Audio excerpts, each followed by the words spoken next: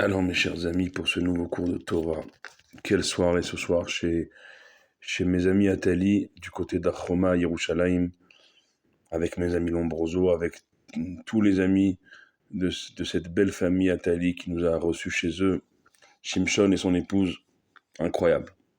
On a commencé par allumer les bougies pour Abimir Baralanès, on a poursuivi avec le Rav Abergel qui nous a fait un Dvar Torah incroyable, le Rav Abergel de Arnof. Dvar Torah incroyable. On a des histoires de tzadikim dans tous les sens, des lechaïm. Il y a un repas Ben Porat Yosef. Que Dieu vraiment bénisse Shimshon, Nathalie et sa femme parce que incroyable. L'organisation, même à la fin, chacun il a aidé à ranger. Vraiment une soirée de A à Z incroyable. On a pris plein de lumière, plein de kochot, plein de force, plein de chizouk, de renforcement autour de Rabbi Meir Balanès et de Pessar Sheni également. On a mangé des matzot. Ce soir, il faut manger de la matzah ce soir et demain également. Toute la journée demain, manger des matzot. Pessar Sheni, deuxième chance, deuxième Pessar, une grande fête. On fait pas Tachanounim toute la journée demain. Et c'est un jour de Pessar Sheni avec Rabbi Meir Balanès collé à Shabbat demain soir. Shabbat, parachat de Mémor et la Kohanim. Shimshon nous a fait un beau chidouche ce soir sur les Kohanim. Et Baruch Hashem, on est comme ça, on colle Pessar Sheni, Rabbi Meir Balanès à Shabbat, et Shabbat sera collé à lundi soir. L'Akba Omer, Iloula de Rabbi Shimon Bar Yochai. Ce soir, c'était également la Iloula de Rabbi Yehuda Bar Ilai. C'est des grands moments, des grandes lumières qui descendent dans le monde, on n'a pas idée. On pourrait parler des heures sur Rabbi Meir Balanès.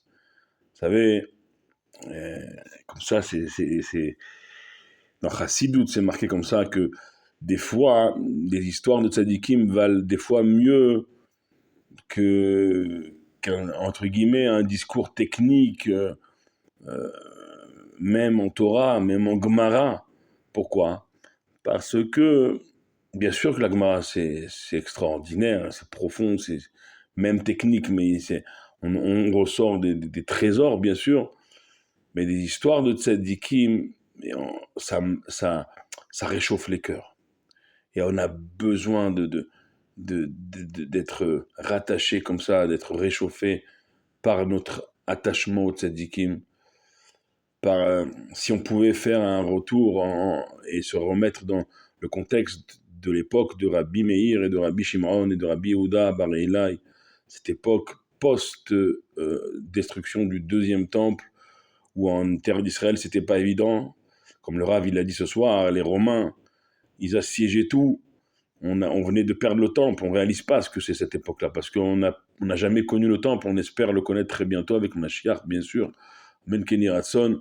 Mais on n'a jamais connu le temple. Ceux qui ont connu le temple et qui ont connu sa perte, sa destruction et l'exil, et les massacres, et les Romains qui massacraient, qui pourchassaient chaque juif qui étudiait la Torah pour le tuer. C'est-à-dire que l'étude de la Torah a été interdite en terre d'Israël par les Romains. Aujourd'hui, on a le Hamas, le 7 octobre, on a l'Iran depuis des semaines.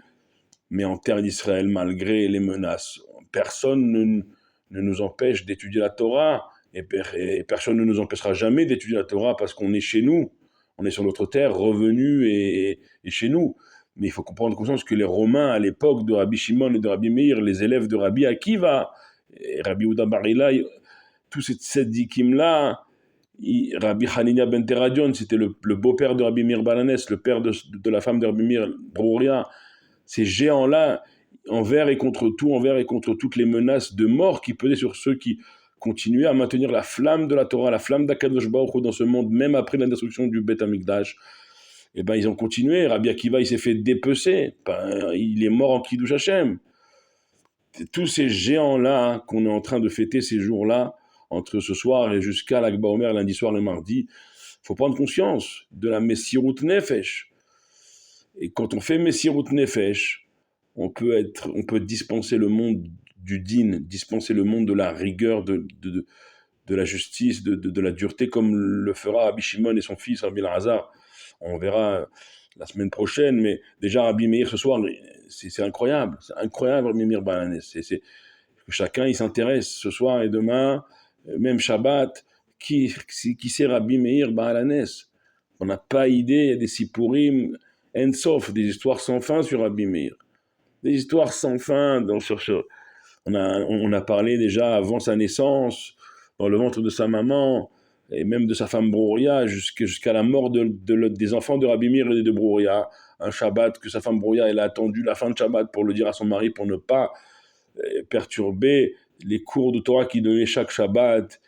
Et il est rentré après Shabbat et sa femme, elle lui a posé la question, elle a dit, est-ce que quelqu'un qui te prête quelque chose et qui vient te le reprendre, tu dois lui en vouloir? Et Rabbi Meir dit non, si c'est à lui qui nous l'a prêté, qui vient le reprendre, on n'a pas à lui en vouloir. Au contraire, on doit le remercier de nous avoir prêté un temps soit peu ce qu'il nous a prêté, et le remercier également de le reprendre. Alors sa femme, Brouria, elle a dit, Rabbi Meir, mon cher mari, Dieu il nous a prêté des enfants, il vient de nous les reprendre. Et là, Rabbi Meir, il dit à sa femme, eh bien, Hachem Nathan, Hachem Lakachi, Hachem Mevorach, Dieu il a donné, Dieu il a repris, que le nom de Dieu soit béni.